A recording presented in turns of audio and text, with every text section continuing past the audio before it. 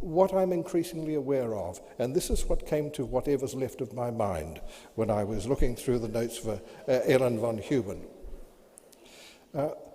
There's an inference in the remarks about a sense of transiency. And I find in many young persons that they demonstrate a transient frame of mind. And I wondered about that. I know about multiple parenthood because we see it demonstrated in the world in which we live. But I'm absolutely convinced that one cannot have stability, and it particularly applies to the young. One cannot have a sense of stability if one has no sense of belonging.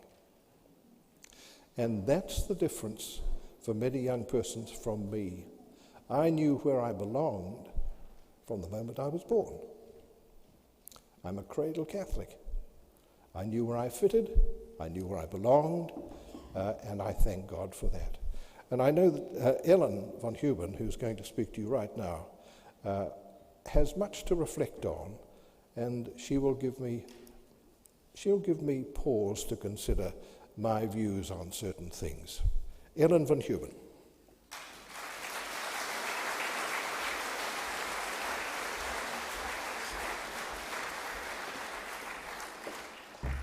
Hello, everyone. I'm so happy to be here to your North Shore from our North Shore of Chicago.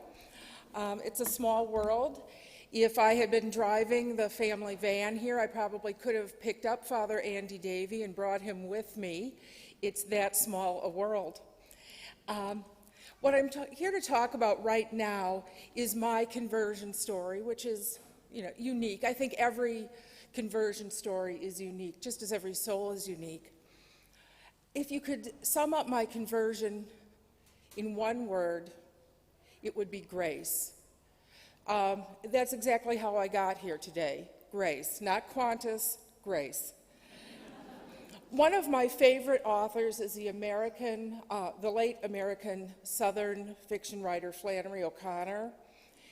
And in one of her books called she wrote the introduction to a book called The Memoir of Mary Ann, and she broached the dilemma of depicting the lives of pious children.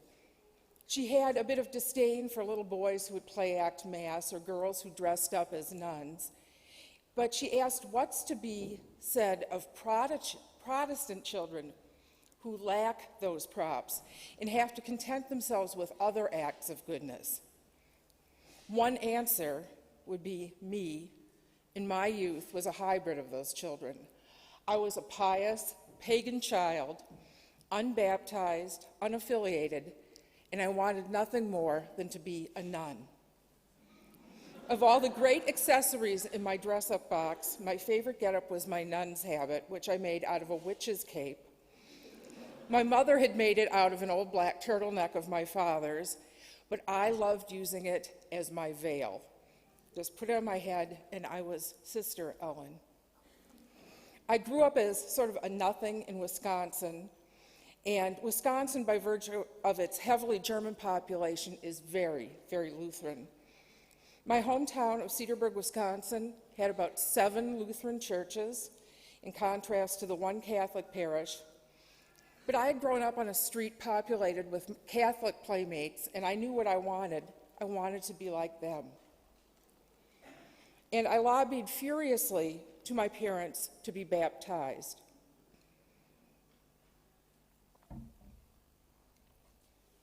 I was thrilled at the age of 7 when my mother broke down. I sort of wore her down, and she contacted the closest Lutheran church. The little town we lived in, the first 10 years of my life, was the home of the Wisconsin Lutheran Seminary.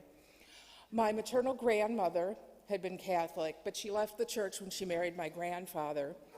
She returned to the faith around the time of her death in the 1930s, but my mom and her 6 siblings were raised with no faith at all, and in fact, a bit of distrust of Catholics. My mother's older sister married a Lutheran seminarian, so it seemed natural that when the time came, we'd become Lutheran. And I remember the evening of my baptism very vividly. It was a summer evening, and I have this visceral memory of the whole event and the muggy weather, the cool church, the pastor's hands, which were so clean and pink, against his white garb. And sometimes it would make me also think of the butcher's cold, rosy fingers. If you went to the butcher shop, and trips to a real butcher shop still sort of bring back this feeling from my baptism, the butcher's fingers, clean, cold, and this feeling of blood and water. And I mean it in a good way, not in any kind of gory, weird way. And like all other Lutheran kids, I carried my catechism to school with me every Wednesday. After school, we went to our assorted parishes, and we were drilled in prayers, creeds, commandments, all the necessary things. And I would have to say the Lutheran Church did a better job of catechizing me as a future Catholic than the Catholic Church did in CCD with my own children. My children, not all of them could write out the Apostles' or Nicene creeds. And they certainly couldn't explain the difference between transubstantiation and consubstantiation. I don't think I'd even want to risk asking them that. The Lutheran discipline, and I think it's something that educators today would call the drill and kill system, was a pain, because we just had to copy things out and memorize, but it worked. The capacity to parse the difference between transubstantiation, consubstantiation, and the symbolic grape juice and bread mimicry other Protestant denominations, on top of years of indoctrination by my Catholic playmates, left me yearning for more. All the explanations of the reasonability of consubstantiation to the contrary, I felt cheated. If we were to hold up the meaning of the Eucharist to reasonable explanation, why did we need faith?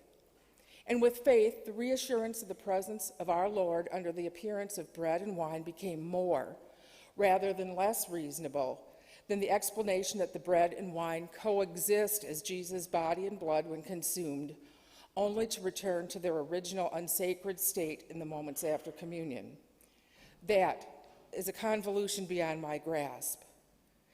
This was as frustrating to ponder as the little thimble-sized wine glasses I handled while helping my mother and her altar guild friends disassemble the elements of communion after the monthly communion service.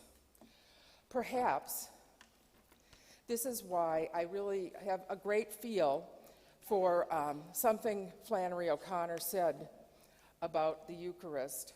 She was at a dinner party one time with all these New York intellectuals and wasn't saying much. And then some author sort of was patronizing her and turned to her and talked to her about, the beauty of the Eucharist. Oh, it's such a beautiful symbol. And she went on, rhapsodizing about the symbolism.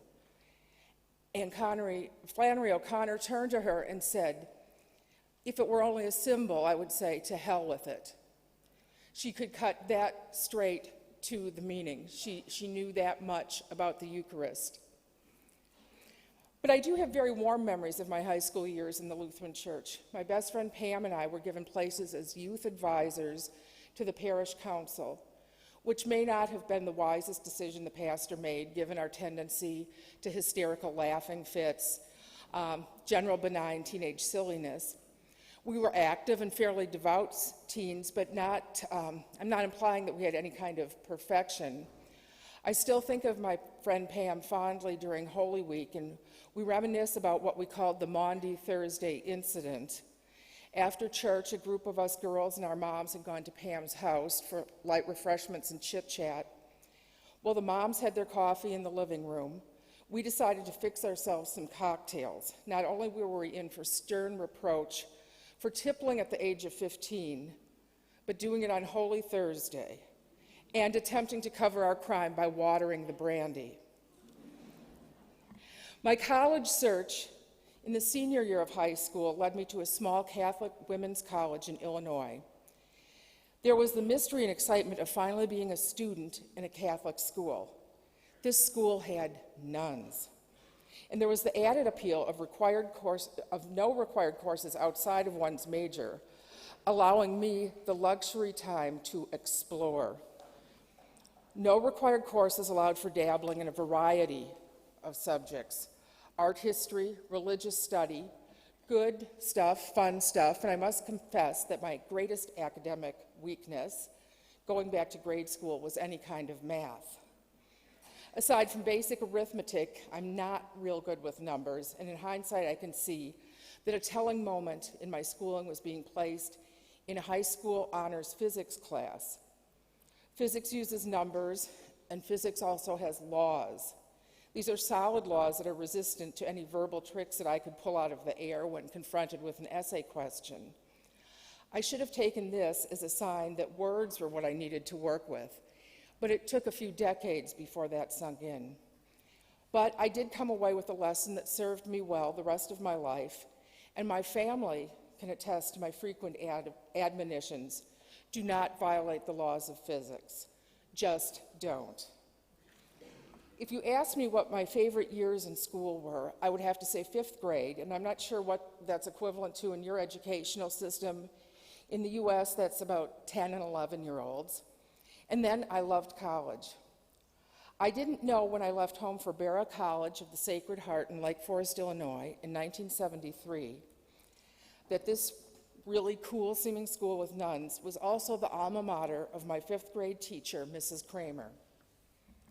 But things had changed quite a bit since Mrs. Kramer's day. The nuns were fewer, few wore habits.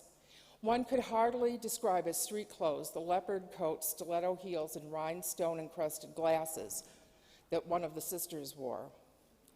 For student life, all I need to say is this was the early 1970s, and my school took pride in the fact that the college no longer acted in loco parentis, and we took that for all it was worth. There were no dormitory hours, there were no restrictions on men in the dorms, outside of the rule that they should be accompanied by a student. Drugs, drinking abounded. Occasionally studying was done.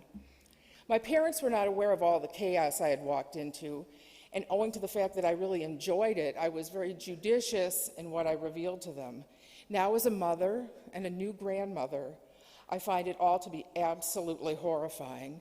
At the time, though, it was like a carnival. My original plan had been to sort of work my way into their individually tailored pre-med program, but that was quickly derailed when I realized that there'd have to be mathematics. And then I took a course in Introduction to Art History, and that is what became my passion. Along with that, I had the ample opportunity to dabble in religious studies. Religious studies really expanded my spiritual horizons. I learned transcendental meditation, astrology, tarot reading, numerology, and a variety of other really necessary skills. No one warned me that astrology has a frustrating amount of math, and I consider it a grace.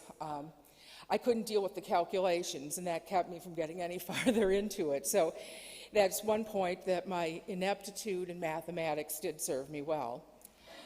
The ultimate thing was also mimes. We worked with mimes. Not that I really have anything against mimes in general. I just don't think my parents ever intended for me to be training to be a street performer.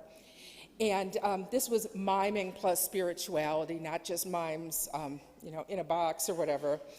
Mining spiritual voyages. What can I say? For my first 2 years in school, my faculty advisor was the well-known Matthew Fox. Not the television and movie actor that so many girls adore these days, but this was the Matthew Fox that many of you may have heard of for his loopy, heterodox writings, his censure by the Dominican order, and eventual abandonment of the Catholic Church. At the time, I thought Father Fox could say or do no wrong. I was one of his faithful devotees, or I could say groupie, in the most benign and harmless sense of the word. Matthew Fox is a most brilliant and gifted teacher and writer, but when he ran off the rails, he ran all the way off. I consider that another amazing grace, that my faith was not permanently poisoned by some of what went on in college. And I also sort of chuckle to think how horrified Matthew Fox would be to know the kind of Catholic that I have become. I don't think he would believe it if he knew I was standing here speaking with you today. And we also did consciousness raising, and my consciousness was really raised. We had other interesting teachers such as Rosemary Ruther and some special guest teachers, the inimitable Mary Daly. If you're not familiar with her, she's a radical lesbian theologian philosopher, or was. She's gone on to her reward.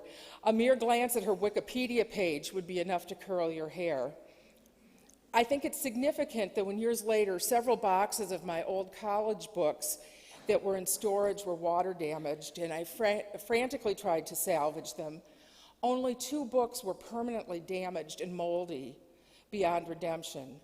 My copy of the controversial and banned in many dioceses Dutch Catechism and Mary Daly's Beyond God the Father. I think this was a sign that there are some books that just should never go back to the bookshelf.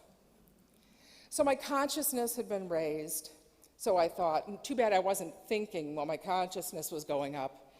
During my freshman year, my church at home had undergone some renovations. I, in my superior knowledge as a college student, thought they were spending too much money for a superfluous purpose. And I wasn't content to keep my thoughts to myself. When I was sent an Advent dime-a-day sacrifice folder, I returned it to my church with a scathing letter. It was slightly shorter than Luther's 95 Theses, and I told them how I could not possibly support a church that was so wasteful when there was such abounding social injustice crying out for remediation. I could no longer be part of this unjust, patriarchal, bourgeois institution. And so, quite secure in my self-satisfaction, I mailed the letter and then headed off to the bars, the bourgeois bars of Chicago's North Shore, while driving the Mercedes-Benz that my father had given me. Although, it was used and it did not have an automatic transmission or power steering, but still. And the really sad part here is that my mother was a member of the parish council, and she was privileged to be present when the pastor read my diatribe aloud. And this is an awful moment. I claim full responsibility for my idiotic, ego-driven actions, but I still wish that the pastor could have maybe discussed this a little in advance with my mother, or read the letter and said it was from Anonymous with a gentle aside later on. As if my parents needed to be told the obvious, from that time on, I never went to church.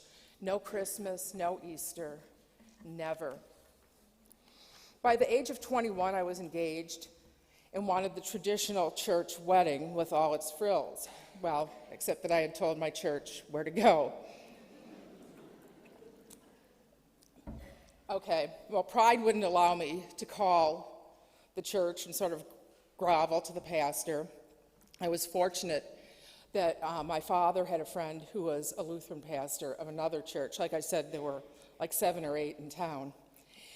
Knowing how lucky we were to have found a venue for this happiest day of our life, my fiance and I were sure to worship at this church any weekend we came home to visit my family. It wasn't easy for me because I felt kind of a disdain for those who were not only committed to going to church, but looked forward to attending it on a weekly basis. And 30-plus years later, now I can laugh. The laugh's really on me. Time and circumstances allowing, I can go to church 7 days a week and find God there at all times, body, blood, soul, and divinity. Our first daughter was born within the year of our marriage, and by our 4th anniversary, we were the parents of 3 daughters, Emily, Frances, and Bridget, and life had become real. It was no longer a theoretical school exercise.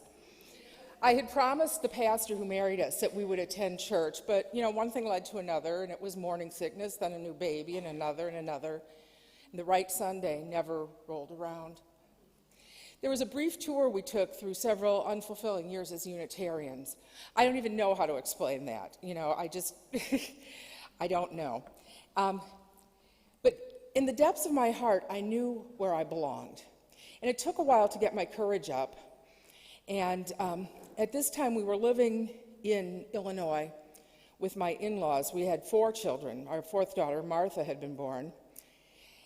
And one morning, I guess between other household tasks, I thought, I've got to do it. And I looked up the local Catholic parish in the yellow pages, dialed the number before I could second guess myself, and sort of blurted out something like, I think I want to be a Catholic.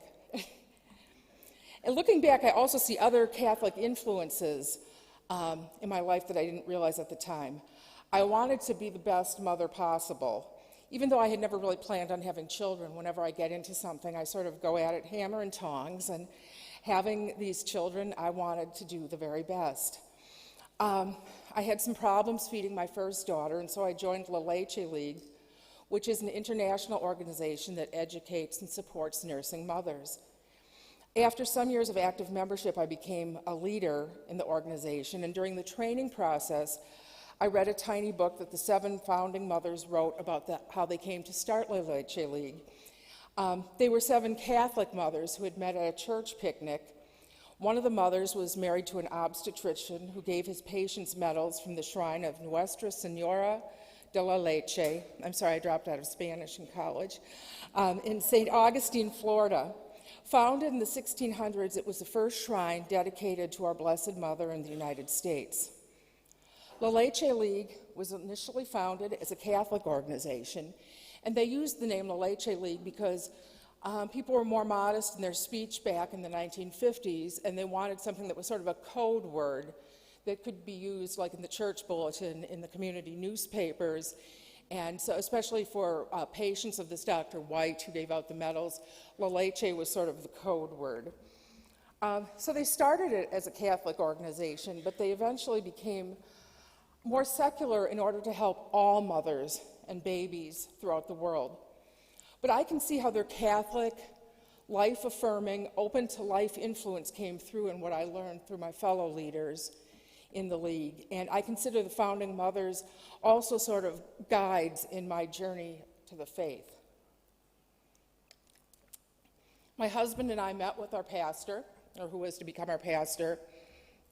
The first thing my husband said to him, since we had 4 children, and the tiniest was with us at the time because she was just a toddler, was, well, people ask if we are Catholic, so we probably just should be.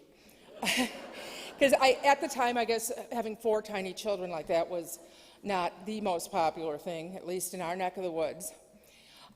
Because we had such a hectic schedule, the pastor said we didn't really have to go through the RCIA process. He would just instruct us privately. It wound up taking over a year, and it was really kind of a hectic year. We were tested, and this year was providential in retrospect, but almost overwhelming at the time. It was another time where we traversed the gamut of reality, but when we became Catholics, we were ready. The summer when we started instruction with the late Father Carroll, it turned into an awful time. My tiny little mother, not my stout big father, but my tiny little mother had a sudden heart attack, and within a week she was dead. I remember sleepwalking through the Mass on the Feast of the Assumption, praying for my mother who was about to be taken off of life support. And the next day, August 16th, she died. August 16th is the slightly less auspicious anniversary of the death of Elvis Presley, which brought us a bit of consolation. In our grief, my sister and I found ourselves laughing hysterically because our mother was really kind of quiet and low-key, and she found Elvis to be a bit much, and the thought that she shared a death date with him was just, it was a little bit of a consolation there. And I was very surprised when my father, who had had his own little religious turmoils, and I don't have time to go into all of that here, but out of his own sorrow, he had said to me he hoped I wouldn't let my feeling at being, caught off guard by my mother's death keep me from God and my family's pursuit of joining the church. And that's the kind of thing I've known really to take down people who I thought were really spiritually all together, and I didn't feel all together, but somehow I hung in there, and I feel like everyone on heaven and earth was sort of pulling for us. And In the midst of this time, after my mother's death, and we were recovering from that shock and grief, we had a car that happened to blow up. That's another story. It wasn't a bomb, it was like a malfunction. No one was injured. And it was the hottest, most miserable summer that we could remember. I found I was pregnant with our 5th baby. I could barely keep anything down on my stomach and pull myself together to get the girls off to school and do another load of laundry. To explain just how miserable I felt, one day the girls came in from playing in the park across the street, and they smelled like fresh air. It made me sick. But gradually I felt better, and the time was right, filled with energy and optimism at the end of April, knowing that the baby was coming pretty soon, and I wanted him to be a cradle Catholic. I called Father and I said, we're ready. Because we had been finished with our instruction, we just needed to set the date. So on May 2nd, my childhood desire came to its fruition, and I was received into full communion in the Catholic Church, and my husband became Catholic, and our 4 little pagan babies were baptized, and I also knew that the baby who was coming very soon would be a cradle Catholic. So my life wasn't what I had planned, but it was what I had always wanted. And I was home, but the adventure was just beginning.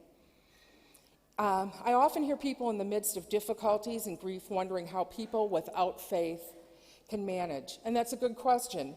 You can survive only so much in life by toughing it out, biting the bullet, but without the knowledge of God's love and assurance that all things work for good for those who love God and who are called according to his purpose, there lies a path of emptiness and despair. Of course, there were moments that we had that tried our trust. We had some continuing money problems. We had lost our home in 1987 and had moved in with my in-laws, which sounds really super tragic, except that we weren't 7 people plus Grandma and Grandpa crammed into a tiny apartment. We lived in a huge house overlooking Lake Michigan. As painful as I may have found some of it, not being the matriarch of the house and things, my children still have happy memories of life in a big, crazy house, and they had a closeness with their grandparents that a lot of kids today just are not privileged to have. Our 6th baby, Eddie, the number 5 was named Charles, I shouldn't forget him. Our 6th baby, Eddie, was born at home in this house in 1993. It was a very busy time. I was a CCD teacher, Brownie Scout leader, just run around mom. When Eddie was about 2 years old, my husband became suddenly ill. He was diagnosed with something called a pheochromocytoma. I like to say that quickly, it has a certain snap to it. It's a benign adrenal tumor. If you like television doctor shows, you may be familiar with it. For some reason, doctor programs like to have people with pheos. I think it sounds good, it's a medical sounding tumor. And also, drama comes from people who have tumors that produce bursts of adrenaline. My husband really had no bursts of adrenaline. There wasn't great drama, just 6 weeks of feeling like a single mom while he was on a drug regimen to suppress his adrenal glands before the surgery. Then there was the fact that he came close to bleeding to death on the operating table when the tumor was removed. The final words from the doctor were a mixture of that old good news and bad news routine. The bad news is that this usually benign tumor was malignant. And also, by the way, there is no chemotherapy for it. The good news was they'd removed it all, so we could go back to life as usual. I had been my son Chuck's 2nd grade CCD teacher. There's such joy in preparing little ones for the reception, their first reception of the Blessed Sacrament. And the joy is compounded when one of your students is your own child. But 2nd grade was becoming progressively more difficult for Chuck. He had developed odd behaviors, had attacks of panic and rage. After many difficult doctor appointments and hospitalization and testing, he was diagnosed with Tourette's syndrome and also Asperger's syndrome, or I guess what some people would say high-functioning autism. Because of all of his problems, we decided to withdraw him from school and teach him at home. He was not able to complete CCD and receive his first communion with his classmates. I was happy to be at the first communion mass with the little children in my class, but my heart broke because my son was not there. But that was selfish sorrow. Chuck was not feeling deprived, since his main problem in this instance was not being able to handle all the attention and extra stress of a special mass and all of the, sort of performance aspects that the little children went through. So we were all pleased several weeks later when he received our Lord in the Blessed Sacrament for the first time during a regular Sunday Mass. This young man has taught me so much patience, so much understanding and trust. I received great rewards, such as when he was confirmed several years later, and I had been his teacher. Our family was finally able to move into our own place in 1998. This was a smaller, more modest house in a less posh part of town, which was quite a come down for the children. We live in an area that, there's a lot of spoiled kids, a lot of money, and it's an unrealistic environment. For people who live in really dangerous parts of the world, it sounds ridiculous for me to be up here complaining about it. So it's safe, it's clean, but it has its pitfalls. So there were 8 of us in a 3-bedroom townhouse. So it was a bit of a stretch, but we're creative, kind of Martha Stewart sorts, and home is where the heart is. I carved out the perfect homeschool area where I schooled Chuck and Eddie and several of the boys' sisters at various times, depending on what was going on. Even though my Protestant in-laws were never hostile, I felt some vibes of disapproval or, misunderstanding. But once we were in our own place, I felt like I could create the Catholic homeschool of my dreams. Everything went well, even though difficult times with one very rebellious child, I won't name names, often felt like they were killing me. Prayer and patience prevailed. And this wild child, who I once thought would wind up in jail or maybe worse, is now an honors student in nursing school and a real treasure to her mother's heart, but all my children are. When the year 2001 started, I was dragging around through life. What I see now is something maybe of a clinical depression. It took quite a while to wade through the valleys and keep on going. As I was starting to snap out of this, the horrible events of September 11th took place. That very same week, I saw a small ad in the Sunday bulletin at our parish. They were looking for someone to answer phones and do light office work several evenings a week, and some Saturdays and Sundays. I'd been proud to be a stay-at-home mom for 20-some years, but I had this feeling that the world was sort of turned upside down, all bets were off, everything was topsy-turvy, and I thought, well, maybe I should, do something. It was just a very weird time. The lovely woman who had answered the phone the day I called and blurted out that I wanted to become Catholic was now the business manager, and she decided to take a chance on me, even though I had a degree in art history, and my only real work experience was being an office temp in a steel mill, a women's clothing factory, a really useful job skills, but she took a chance on me. So for over 10 years, I've been privileged to help our holy priests in the day-to-day work of our church. I share in moments with the parishioners of great joy, great sorrow.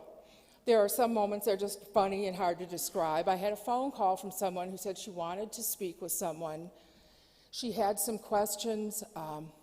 She wanted to talk to someone about donating an organ. And I stopped and I thought, okay, should I get a priest? Is she thinking of giving a kidney or something? Or does she have a musical instrument she wants to give away? And sometimes you just sort of have to play it by ear, and other times you just have to blurt out. And I said, are you thinking of giving us a musical instrument? And that's what it was.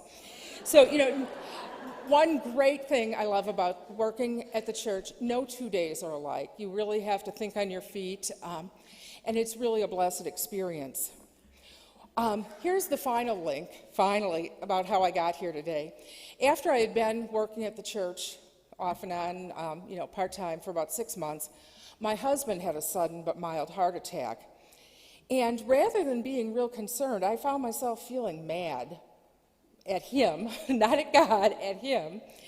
And I thought, something's wrong here. So I asked a very holy priest who was a resident at our parish to give me some counsel. I started seeing him regularly for spiritual direction, and when he found out that I had started blogging as kind of a hobby, I like little hobby things, and blogging is, there isn't a whole lot of mess or cleanup involved, like doing glitter crafts. When he found out that I had been blogging, he said, start doing some written assignments. So he'd have me read things, and rather than just talk about them, he'd tell me to write like a 2-page essay or something. Blogging was fun, but I never really considered myself to be a writer. I wasn't even an aspiring writer. I had good grades on written assignments in school, but that didn't make up for the fact that everything I wrote was like pulling teeth, and I mean really like impacted teeth. But the more I wrote, the more I liked it. And being given direction and I'll call it a mission made the writing a labor of love. Writing was not about me anymore, but about a larger message, the message of the love and truth of Jesus Christ. My spiritual director is a close friend of Father Robert Barron, who some of you may have heard of. He's a prolific American author, a teacher at Maundy Seminary. He does a lot of speaking. He started Word on Fire Ministries to help spread the good news of Jesus in the 21st century. And Father Barron is really at the forefront of the new evangelization. The crowning achievement of his work is the 10-part Catholicism series, which is taking the world literally by storm. Father was in Australia, sorry he didn't make it over here, for 2 weeks, several weeks ago. He's going to be in England there. It's really making an impression. He wanted to do something that was the equivalent of Kenneth Clark's Civilization, only about the Catholic Church.